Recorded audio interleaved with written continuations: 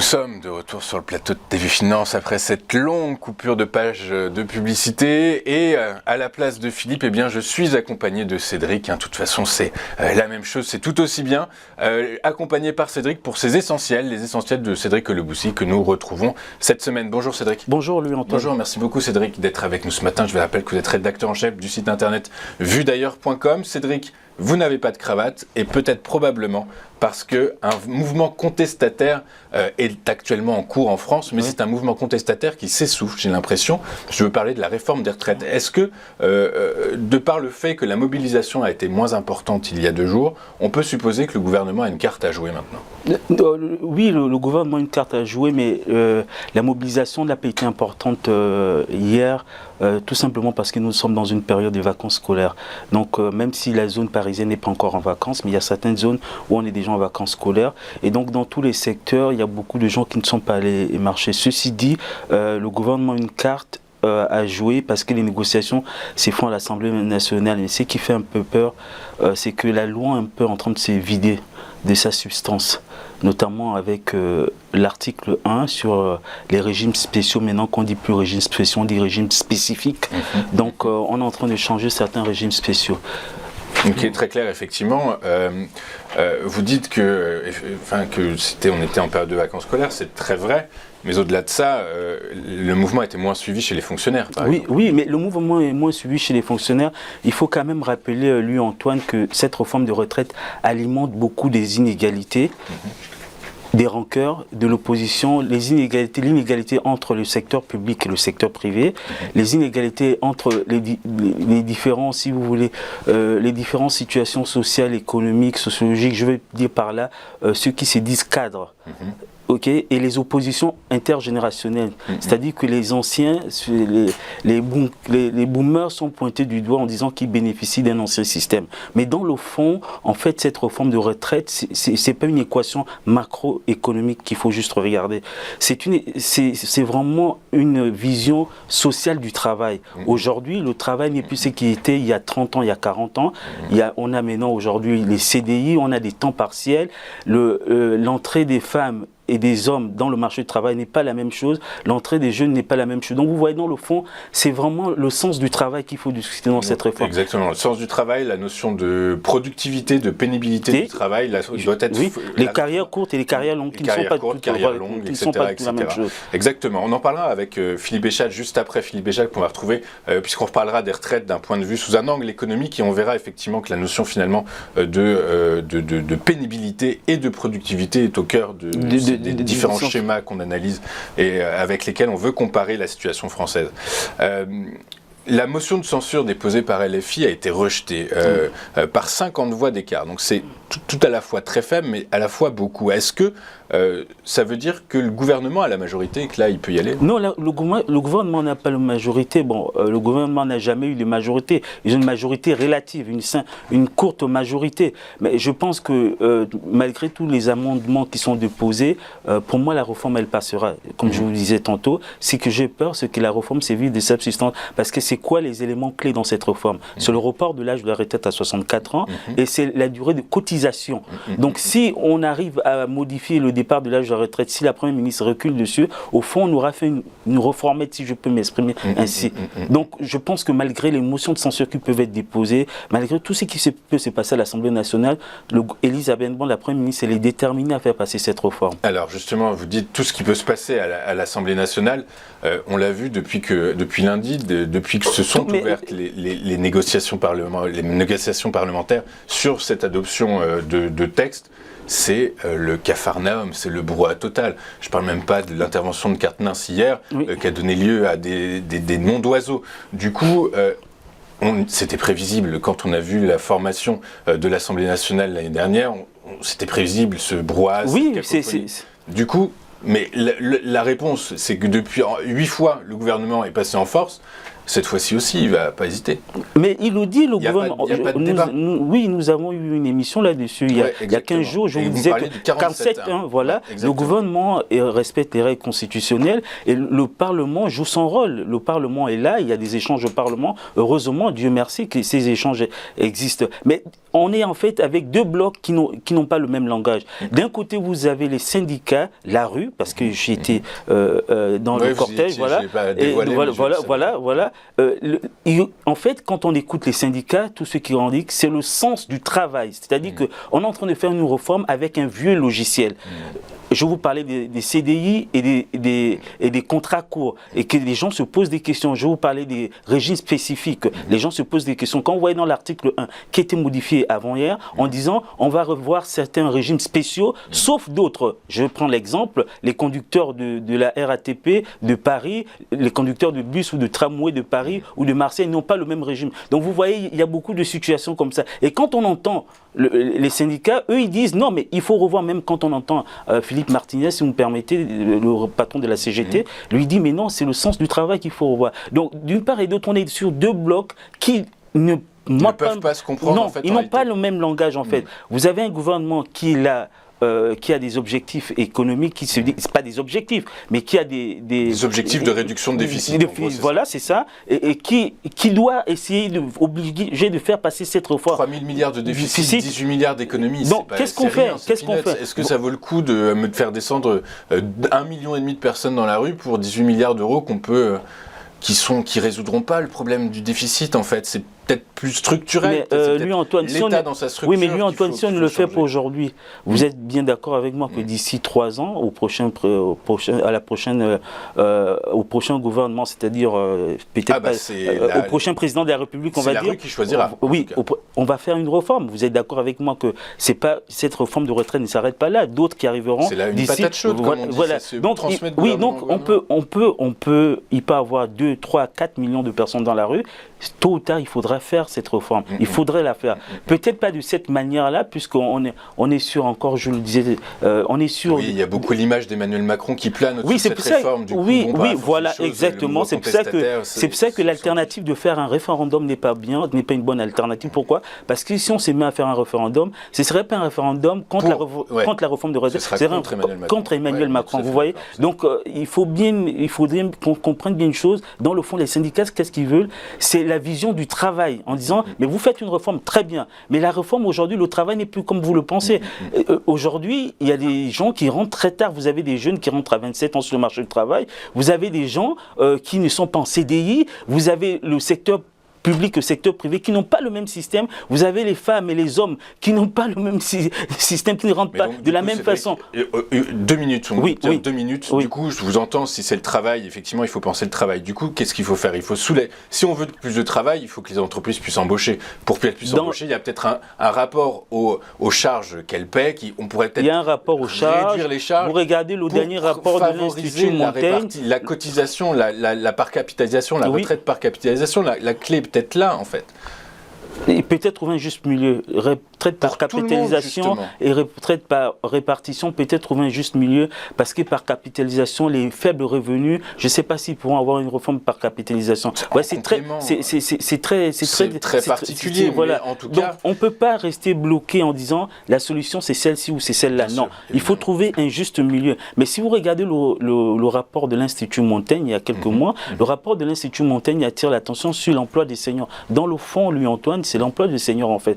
Qu'est-ce qu'on fait des gens qui, à 62 ans, 63 ans, allez, on va dire, jusqu'à maintenant, c'est 62 ans ou 60 ans, qui sortent du marché du travail et qu'on sait que derrière, en fait, nous travaillons, ceux qui vont payer ce qu'on est en train de faire, on paye en ce moment la retraite de ceux qui ont arrêté, qui ne sont plus en activité.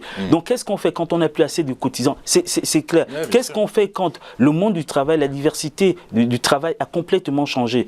Et là, aujourd'hui, on parle des gens qui ont commencé à travailler à 16 ans, mais je vous dis, ceux qui sont nés en 2000, est-ce que vous pensez qu'ils auront le même système de retraite d'aujourd'hui? Bien sûr que non. Bien sûr que non, mais est-ce que la pénibilité du travail sera la même? Est-ce que ceux qui sont à la retraite aujourd'hui à 60 ans, qui ont commencé probablement de travailler à 16, 18 ans, vont traverser les moments de pénibilité du travail identiques à ceux qui sont nés? Ça, on ne peut pas le savoir, lui, Antoine. On sait juste une chose, c'est que ceux qui qui sont nés dans les années 2000 n'auront pas le même système de retraite, mais en termes de pénibilité, on ne sait pas. On parle de robotisation, c'est vrai, mais on ne sait pas comment ça va se passer. On ne sait pas, Cédric, en tout cas, merci. Mais on sait au moins une chose, c'est qu'aujourd'hui, le déficit de l'État, il est très important. Aujourd'hui, il n'y a plus beaucoup d'actifs. Vous voyez, donc ça c'est des réalités, c'est des chiffres et que la diversité du travail a changé, que la diversité du travail a changé.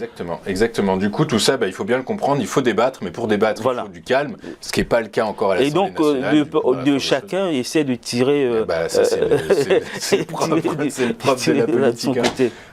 Merci Cédric. On marque une rapide courte page de pub et on se retrouve dans un instant pour parler de la visite œcuménique du pape en Afrique.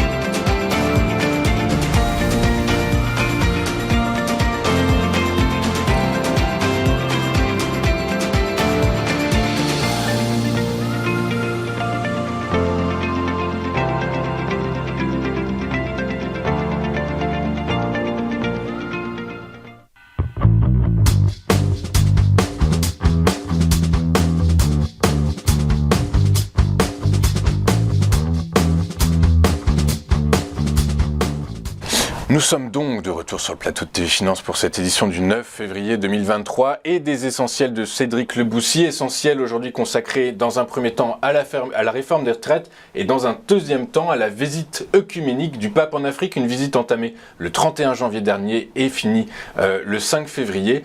Cédric, quel était l'objet de cette visite ? Le pape déjà devait passer au Congo déjà l'année dernière. Pour des raisons de santé, la visite avait été annulée.